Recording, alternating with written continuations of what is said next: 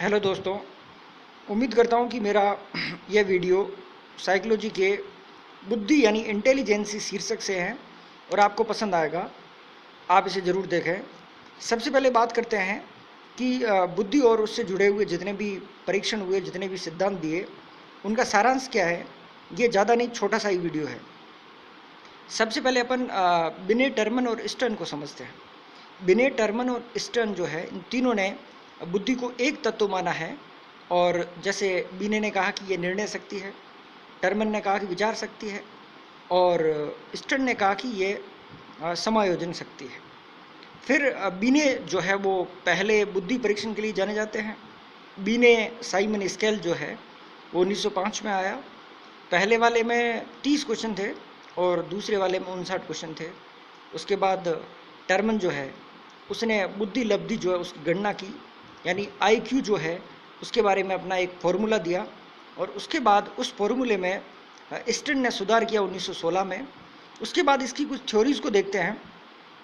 पहले नंबर पे आती है थ्योरी कि स्पीयरमैन जो है उसने TF यानी 2 फैक्टर और TF सेकंड यानी 3 फैक्टर एक थ्योरी दी, जिसके अंदर पहले 2 फैक्टर में उन्होंने बताया कि जनरल और स्पेशल एबिलिटी यानी सामान्य और विशेष। और सेकंड वाली जो उनकी थ्योरी है उसके अंदर उन्होंने समूह यानी ग्रुप फैक्टर को और जोड़ा। उसके बाद अपन थ्रस्टन को देखते हैं, और थ्रस्टन ने जो दी है वो ग्रुप फैक्टर दी है, जिसमें 7 उन्होंने तत्व बताए हैं, और इसे अपन GF थ्योरी भी कह सकते हैं उसकी, थ्रस्टन की। उसके बाद गोनर और गार्नर की जो थ्योरी है उसका नाम बहुबुद्धि थ्योरी है, जिसमें 8 तत्व है। इसे अपन MI थ्योरी भी कह सकते हैं।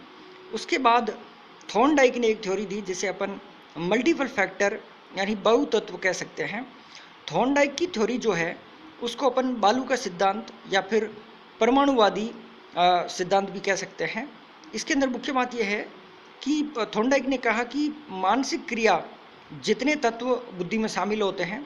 उसके बाद गिलफोर्ड आता है, और गिलफोर्ड ने जो थ्योरी दी है उसका नाम है ट्राई डायमेंशनल थ्योरी यानी त्रिआयामी, जिसके अंदर 120 कोष्ठ और 150 प्रभावक कोष्ठ उन्होंने बताए। और इसके जो 3 आयाम हैं उसमें पहला प्रक्रिया, दूसरा विषय वस्तु और तीसरा उत्पाद। उसके बाद जेनसन आते हैं। जेनसन ने MF यानी पदानुक्रमिक थ्योरी दी, जिसमें 2 स्तर बताए उन्होंने। पहला साहचर्य अधिगम स्तर और दूसरा संज्ञानात्मक स्तर। उसके बाद थॉमसन ने प्रतिदर्श या न्यायदर्श थ्योरी दी, जिसके अंदर उन्होंने कहा कि व्यक्ति की मानसिक योग्यता जो है उसका कुछ अंश प्रतिदर्श यानी कुछ प्रतिदर्श का कुछ अंश जो है वो नवीन योग्यता के निर्माण में सहायक होता है। उसके बाद स्टर्नबर्ग आते हैं। इन्होंने त्रिचापीय सिद्धांत दिया 1985 में, जिसके अंदर 3 चापों में से पहला चाप गणितीय है, दूसरा आनुभाविक और तीसरा सांदर्भिक।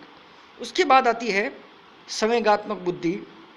गोलमैन ने इसको लोकप्रिय बनाया, और इसका जो पहला प्रयोग है वो जॉन मेयर और पीटर स्लोवी ने किया।